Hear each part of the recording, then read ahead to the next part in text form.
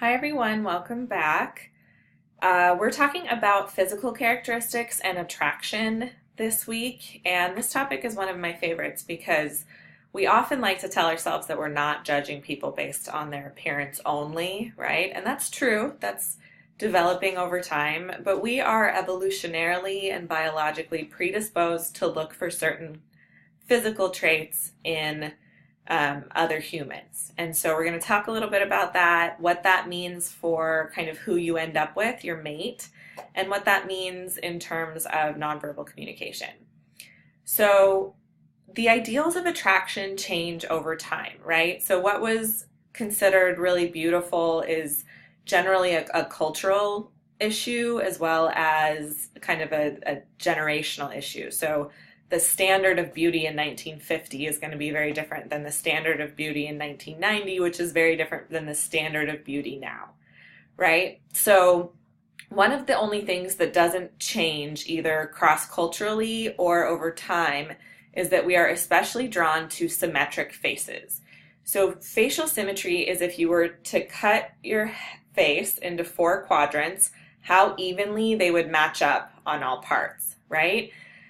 But the brain autocorrects for this. So when you look at someone, your brain doesn't necessarily pick out any minor nuances in facial dissymmetry. So a fun way to test for this is if you take out like your student ID or your driver's license. I would have you do this in class if we were in class, but we're not in class, we're in my office.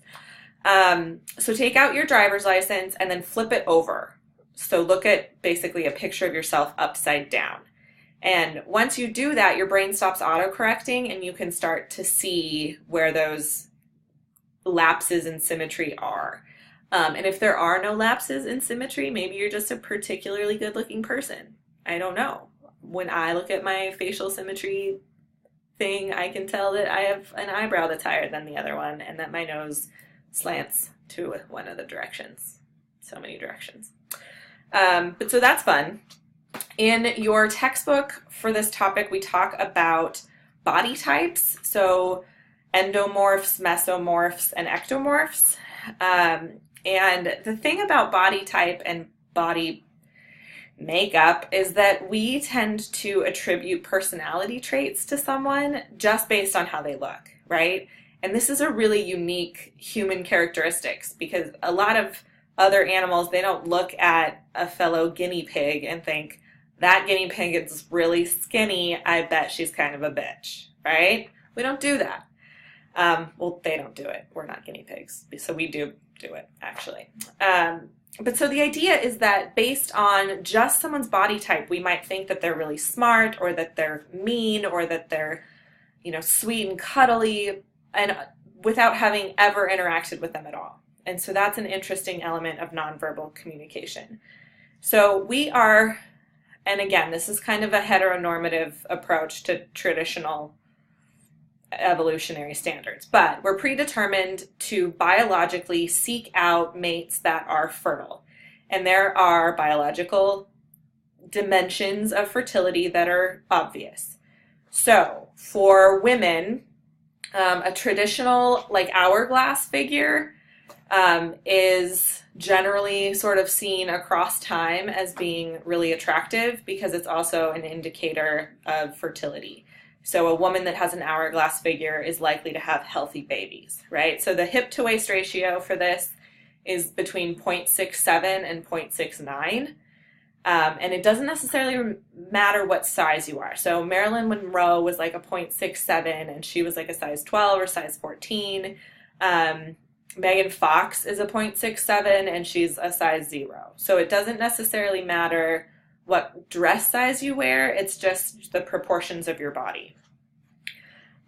For males, the traditional male kind of standard of fertility are an inverted triangle, if you think about it. So broad shoulders and a narrower hip element. So the hip to waist ratio is more of a 0.9, right? Because when you think of men, you don't think of like waists. They don't belt cardigans and wear corsets.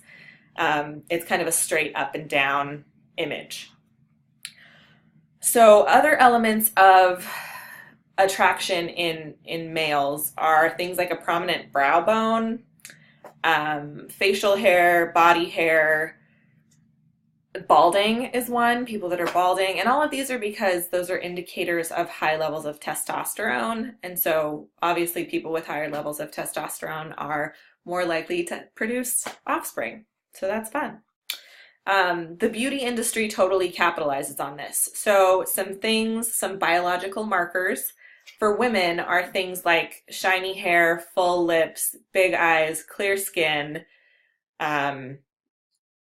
There's a number of them. I could keep going. But the beauty industry really markets to this, right? So we're always seeing ads about how if you buy this shampoo, your hair is going to be so much shinier. And if you put your makeup on this way, your eyes are going to look like Bambi and blah, blah, blah, blah, blah. And the reason is that we know that that's what we look for in an attractive female. And so that's kind of an interesting component. Some things about attraction that are not in your book. So height. For men, height is seen as a total advantage, and it kind of bleeds over into not just attraction, but into success.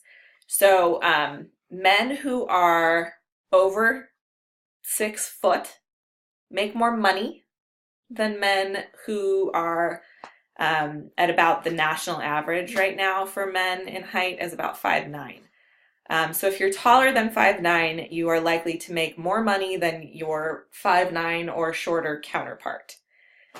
This does have a cap, so if you are taller than 6'4", you do not keep making money. The bigger you get, it doesn't work that way. Unless you're like in pro basketball, and then you probably would make like a lot more money because you're taller. I don't know. But it is basically linked to height. So you're seen as more attractive just because you're tall. And because you're seen as attractive, you're seen as smart. And because you're seen as smart, you're seen as successful. And it keeps going. Being highly attractive for a female has a negative effect on success. So women who are highly attractive are seen as less competent in the workplace. And so they're generally not given as much control or status or positions of power, etc. That's not to say like, oh, boo-hoo, she's too pretty, because attractive women also get things much easier, right? People offer them things, they get free things, people will give up seats on a bus. So there's a lot of perks for highly attractive females.